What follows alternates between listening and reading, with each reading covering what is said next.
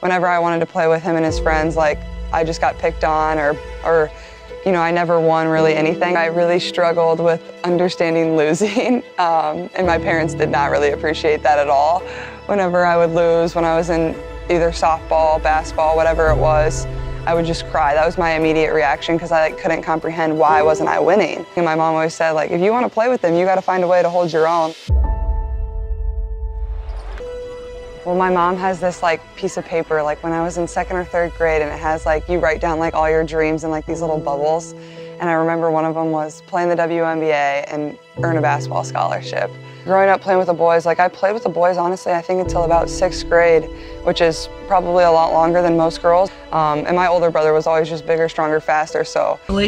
And she just kept growing and evolving and improving throughout her high school years. Her court vision, she's fearless on the court. She, just isn't scared of anything and just plays really big. I mean, she just works so hard and she loves the game.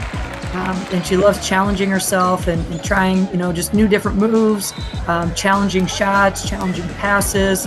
And so it was just really fun to see kind of her growth and development over her 4 years in high school. But I remember when you were a rising junior, they didn't put you on the team. Yeah. And that seemed to fire you up just like it did Jordan when he didn't make the varsity team. I went to try out the next year, and honestly, I hurt my pinky during training camp, but like I kept playing, like I was fine, but also I just played really bad. I didn't deserve to be on the team. So I think, honestly, like that's one of the lowest points of my basketball career is like, you're on the team the previous year, you win a gold medal, and then you go back to try out with all your teammates from the prior year. But I think it really allowed me to like find another fire, and I think it just pushed me to work even harder and get better and, want to prove people wrong. She has a great work ethic. She's the first one in the gym, last one to leave. And she's always been one who's kind of focused on the here and now. So I think she had those long-term goals, but she just wanted to every day maximize her potential and her time and her efforts. I always wanted to be the best, and there was times where I definitely wasn't or I failed, but you get back up and you keep trying, and I think perseverance has always been a big thing too. People on the road were coming to see the Iowa Hawkeyes. People on the road were coming to see Caitlin Clark.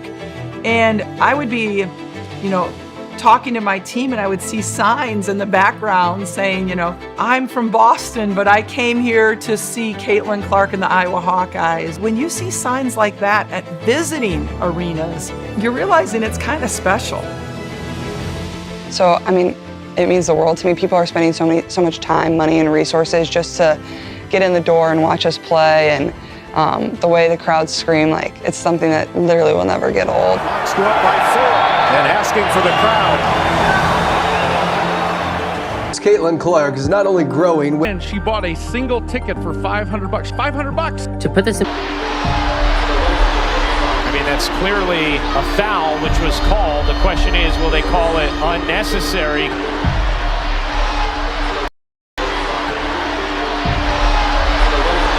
I think that's going to be a flagrant one, and I'm talking about in college. Who plays the style that how? What is the plays? style? Just threes? Wow. It's not just threes. What is her style? Second page, next question. So you had the #1 pick this year. You would take Paige over Caitlin? Absolutely. Does Caitlin Clark need a championship to be considered one of the greats in women's college basketball history? Yeah, she does. Is Caitlin Clark the best player ever? What is the answer? I will say respectfully, no. Caitlin Clark is not the greatest player of all time. I do think that there is a thing called pretty privilege. There is a thing called white privilege. There is a thing called tall privilege. And we have to acknowledge that. And so the part of it is about race. There's a very small number of men and women that actually get to live out their dream of playing a professional sport. And we have grown men and women out here doing whatever they can to try to make sure that does not happen. That is the weirdest thing in the world. Hey, LeBron, you're 100% right on these girls hating on Caitlin Clark. Y'all petty girls. I expect men to be petty because we're the most insecure group in the world. You are. Y'all should be thanking that girl for getting y'all private charters, all the money and visibility she bring into the WNBA. Don't be petty like dudes. Listen, what she's accomplished. Give her flowers. Stop being petty, all you women out there. She got y'all charters. She bringing all y'all this money to the table, but y'all being petty like dudes. LeBron, you are 100% right. It's definitely difficult. I feel like I've had to grow up pretty fast. Like I'm only 22 years old.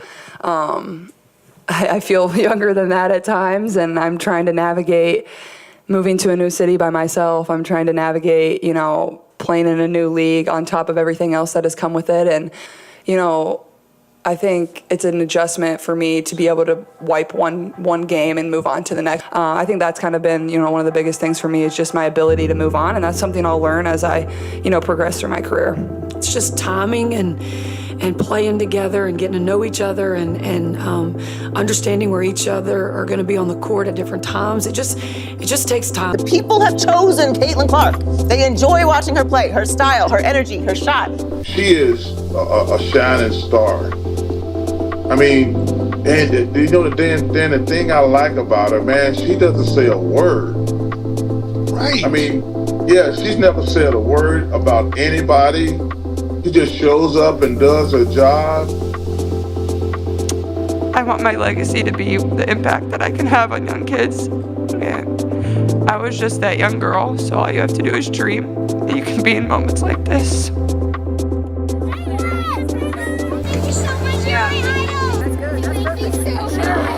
You're good enough. You're good enough to beat Indiana. You're good enough to beat anybody in the United States. If you just be you. Well,